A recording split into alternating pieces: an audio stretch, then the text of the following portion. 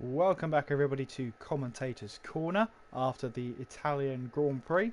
And what Andy was saying to me just in that brief period of break, he was saying even though there were 12 drivers, we pretty much had battling all the way through, which was fantastic to see. And yeah, it's been an interesting season. We're well past the halfway point now, 99-point gap, Andy. And if we have no drivers turn up, it's just going to be Andy and I talking.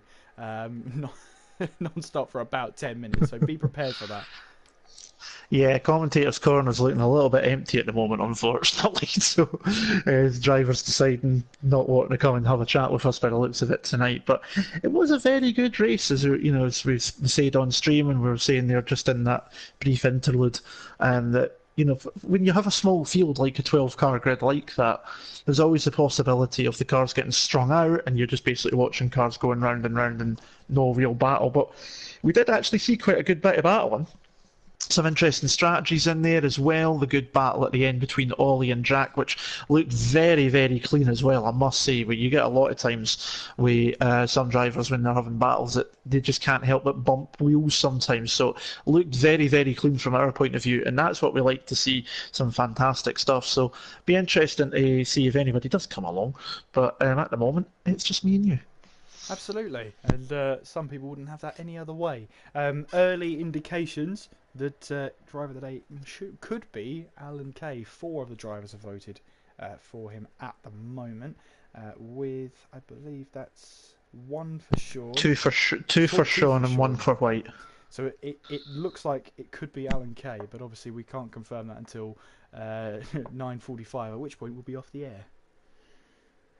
Yeah, I enjoy doing this, but I'm not sticking around for half an hour when there's nobody to talk to. So it'll be interesting to see. But yeah, I mean, someone mentioned obviously there, I think it was Cooper mentioned in the wee PSN chat about Alan finishing, and Alan saying that obviously he's crashed out nearly every race, had a lot of DNFs, so he's just sure happy to get to the end. But we will see. He's had a wee bit of Coop or something in regards to name changes. So they're having a bit of fun in there.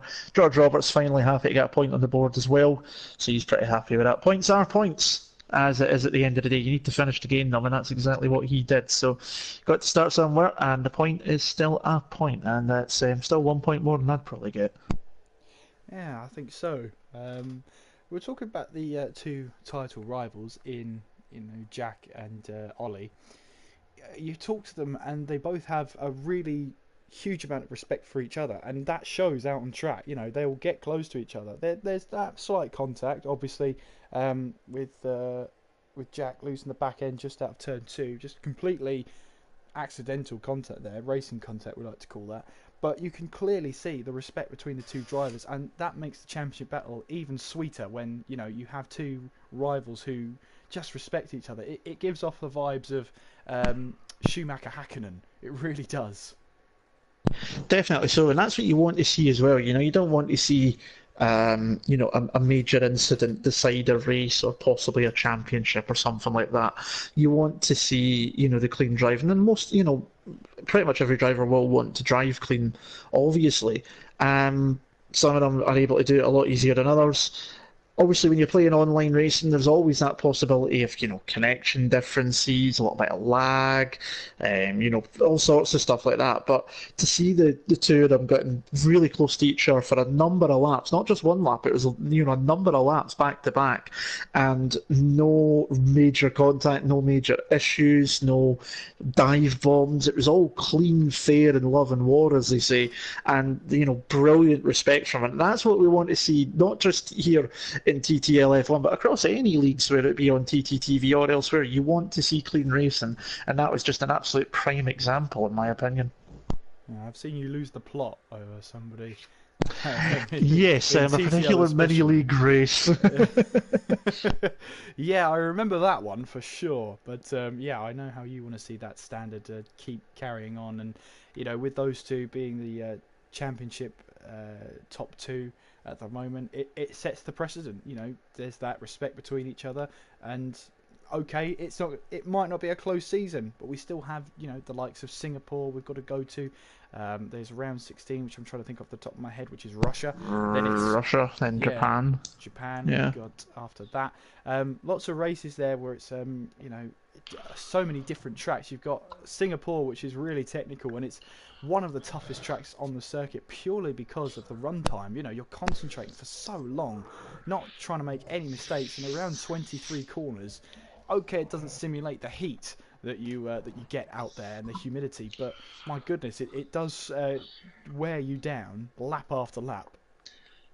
Definitely so, because even at a 50% race, you're still talking a good 45, nearly up to an hour, depending on if there's any safety cars, where you're constantly concentrating. You've got all those corners, heavy on the brakes, tyre wear, tight 90-degree turns, fast parts as well. It's a really demanding track.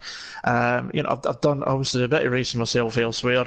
We doing like endurance races, hour and a half, 2 hours, stuff like that, and GTs and stuff. And it does sap at your energy. It is so hard to keep the concentration up for that length of time, but especially in these cars with the speed they've got, how quick they can go, the amount of grip they've got, and all the different dials you're changing. You're constantly changing your ERS management, you're constantly changing the fuel management as well. That's something you don't quite get as much within some other series and other games and that. So it's a lot to take in. You're constantly thinking, and it's apart from actually being in a proper simulator and turning all the dials and the brake bias and everything else that goes with an actual F1 car, it actually simulates quite a bit of work that the drivers actually do. And to do that around Singapore especially is extremely hard.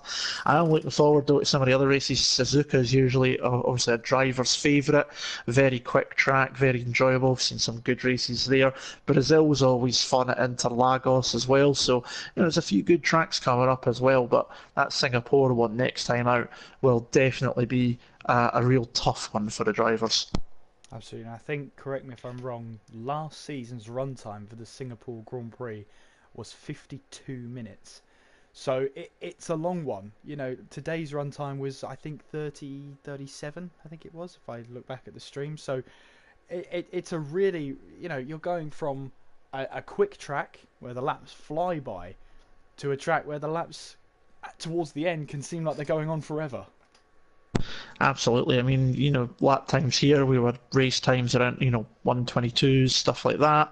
And when you get to Singapore, your race times are around about 140, high 140s, somewhere around maybe even 150s if you're further down the field. So it's a much longer lap, and with all those multiple trudes of corners, and the pit lane's tricky to get into as well, with the way it comes through the last two corners, and if you mess it up, you can end up jumping across the curb and back onto the racing lane and get collected possibly. It's not an easy track at all. Even the exit of pit lane's tricky as well with the way it's set up. So it's one of the more demanding tracks in the calendar. I would say probably the most demanding track. Everybody obviously talks about Monaco because of just how tight that track is, but and as much as Monaco's hard to drive fast consistently, if you're just driving at a certain percentage, I think Monaco's actually not too bad in comparison. I think Singapore, to drive fastly and consistently round there, in terms of the F1 calendar, is probably the most demanding track in the calendar. I think we've successfully scraped our way through a commentator's corner with no driver interviews. We manage. We do well, I think. I think so. Yeah. Could you imagine if I had to do a commentator's corner on my own? I'd just be here like, so how was that? Oh right. Oh wait, yeah, I'm here. No one else. Oh, hang on a second. No, it was a good race though, and hopefully you can join us again for the Singapore Grand Prix. Obviously, we have our advert, so make sure you tune in tomorrow night for TTFL. That will be streamed live from 7:55 BST. It's British Summertime now. I have to remember that. Mm-hmm. On Sunday we have TTL F2, which follows the same calendar as TTL F1, so you can watch that for the Belgian Grand Prix and the Italian Grand Prix with Jack and Kat in the box. And then take it away, Andy. What's happening on Saturday? Well, first bit actually with TTFL, it's actually me in the commentary box tomorrow night. So you get a double dose of me on F1. Singapore as well, just what we were talking about. What else could you possibly want on a Friday night? Absolutely. Saturday night is obviously we had the finale of the Project Cars League that I've been doing this season. Congratulations to Crusher Bro on taking the championship. This Saturday is the closing BMW M1 Pro Car Cup. The commentary is actually going to be from Nexus Jack, and he's jumping in the commentary box tomorrow night because yours truly is actually going to jump behind the wheel and have a wee race with these guys tomorrow night. So that'll be 8 o'clock UK time if you want to come and join that. It'll be Jack in the box for that. But that's on Saturday night. Tomorrow night I'll be along for TTFL, the Singapore Grand Prix at 8 o'clock for that. And then obviously TTL next week. Be back again on Thursday night. Although I don't think you're here next week, are you, Kieran? I'll be here on Tuesday. So don't you worry about that. Yeah, I will be here for the Singapore Grand Prix. I'll have a bottle of water. I'll be ready for an hour of commentary, maybe even more than that. We're not finishing until 9:45 that night, that is for sure. And I'm really looking forward to it. And I hope you can join me for it, okay? That will be the next TTL F1 action. Make sure you do subscribe to the channel and click the notification bell so you're notified every time the channel goes live. We're racing, I believe, 5 nights a week. Right about now, I think, yeah. So 5 nights a week, yeah, action 5 nights on the channel. So why not subscribe? Nearly every day you're getting some racing action. But make sure you do follow the league on Twitter as well at TTL_F1. You can follow me, watch there if you'd like, at KSMCG F1. You can also follow Andy there as well, which is Andy81287, the exact same as what you can see on the screen for my PSN. Just don't add me on that. It will get rejected. You heard it first. Depends if I know you. I've been rejected before, it's fine. Lies. Slander. I'm only joking. Anyway, hopefully you can join us next time in the boxes. I've been Kieran McGinley. And I've been Andy Campbell. Take care of yourselves, and we will see you next time. Ta-da.